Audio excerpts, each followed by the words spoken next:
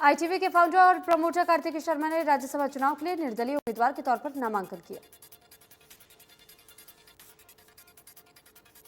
DGP ने कार्तिक शर्मा का समर्थन का ऐलान किया है। आपको बता दें कि कार्तिक शर्मा एचजेवीबी के अध्यक्ष और पूर्व केंद्रीय मंत्री विनोद शर्मा के बेटे हैं।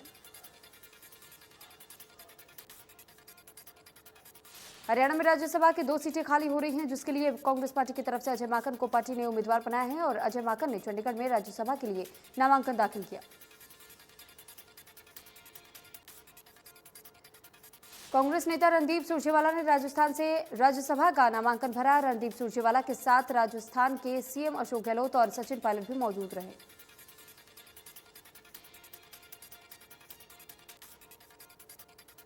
कृष्णलाल पवार ने मंगलवार को दोपहर 12 बजे के करीब अपना नामांकन दाखिल किया। बीजेपी ने कृष्णलाल पवार को चुनावी मैदान में उतारा है। वो अनुसूचित जाति मोर्चा के प्रदेश अध्यक्ष भी रह चुके हैं। सिरसा में जेजेपी की अहम बैठक की, जिसमें कि पार्टी ने जिला परिषद चेयरमैन पद के लिए उम्मीदवार की घोषणा की। पार्टी ने अभी तक 8 उम्मीदवारों के नाम का ऐलान किया है, जिसमें कि बहादुरगढ़, उचाना, खरौंजा नगर परिषद शामिल है। हरियाणा के सहकारिता मंत्री डॉक्टर बनवारी लाल ने अकेले निकाय चुनाव लड़ने पर कहा है कि हमने कोई गठबंधन धर्म नहीं तोड़ा है। जो भी फैसला लिया गया है वो कार्यकर्ताओं की फीडबैक से लिया गया है। लोहारू में कृषि मंत्री जेपी दलाल ने कहा कि निकाय चुनाव पर कहा, देश में जितने भी चुनाव होते हैं बीजेपी सरकार की नीतियों से आमजन प्रभावित है। पीएम मोदी ने 10,000 करोड़ किसानों के खाते में 20,000 करोड़ रुपए डाले हैं। प्रदेश में निकाय चुनाव को लेकर के बीजेपी ने कमर कस ली है, जहां शहरी निकाय मंत्री कमल गुप्ता जिला महेंद्रगढ़ से बतौर पार्टी पर्यवेक्षक पहुंचे और दावेदारी पेश करने वाले कार्यकर्ताओं और नेताओं से मुलाकात की। रोहतक लोकसभा सांसद अरविंद शर्मा अपनी सरकार को लेकर लगातार निशाना साध रहे हैं और अरविंद शर्मा ने सीएम को और पूर्व सहकारिता मंत्री मनीष ग्रोवर को लेकर के कटाक्ष किया। अस्पताल से जेल ले जाने के दौरान पुलिसकर्मियों की गिरफ्तारी से 2 कैदी फरार हो गए और दोनों ही कैदियों को भूंसी जेल से दिल्ली अस्पताल में इलाज के लिए लाया जा रहा था, जहां से वापस आते समय दोनों ही कैदी फरार हो गए। गिरता भूजल भविष्य को देखते हुए सिरदर्द बन चुका है और इन दोनों समस्याओं का हल निकालने के लिए हरियाणा सरकार वाटर रिचार्जिंग बोरवेल योजना लेकर के आई है, जिसके तहत किसानों के खेतों में अब सरकार द्वारा बोरवेल करवाए जाएंगे। हिसार में उपायुक्त प्रियंका सोनी ने विभागों के अधिकारियों से कहा है कि सरकार द्वारा संचालित विभिन्न योजनाओं का लाभ पात्र व्यक्तियों को निर्धारित समय पर सुनिश्चित करें।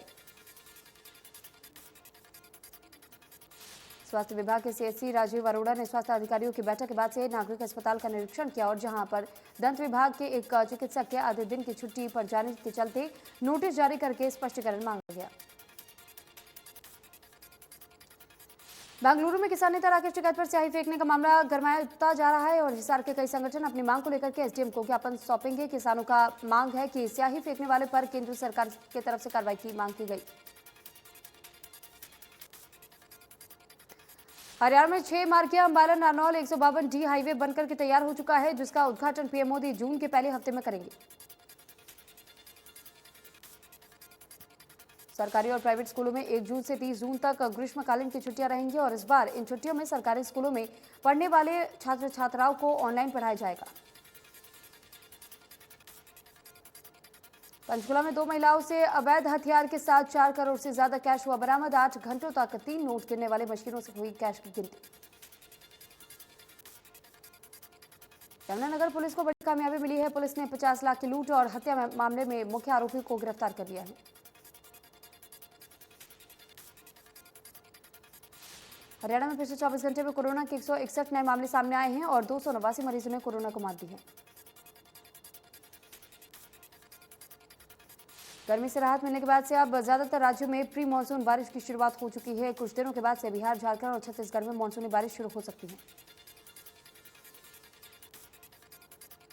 बॉलीवुड सिंगर केके का मंगलवार को कोलकाता में लाइव कॉन्सर्ट के बाद 53 साल की उम्र में निधन हो गया। परफॉर्मेंस के बाद वो होटल पहुंचे और उनकी तबीयत बिगड़ गई, लेकिन अस्पताल पहुंचने से पहले ही उनकी मौत हो गई। केंद्रीय गृह मंत्री अमित शाह 2 जून को तेलंगाना स्थापना दिवस समारोह में मुख्य अतिथि के तौर पर शामिल होंगे। तेलंगाना को 2 जून 2014 को आधिकारिक तौर पर राज्य के दर्जा दिया गया था। केंद्रीय मंत्री अश्विनी वैष्णव और बांग्लादेश के रेल मंत्री मोहम्मद नूरुल इस्लाम सुजान आज सुबह 9 बजे रेल भवन से मिताली एक्सप्रेस को हरी झंडी दिखाएंगे। कमर्शियल रसोई गैस सिलेंडर 135 रुपए सस्ता हुआ है। 1 जून से 19 किलो का कमर्शियल सिलेंडर 135 रुपए सस्ता हो जाएगा। हालांकि 14.2 किलो वाले घरेलू सिलेंडर की कीमत यथावत रहेगी।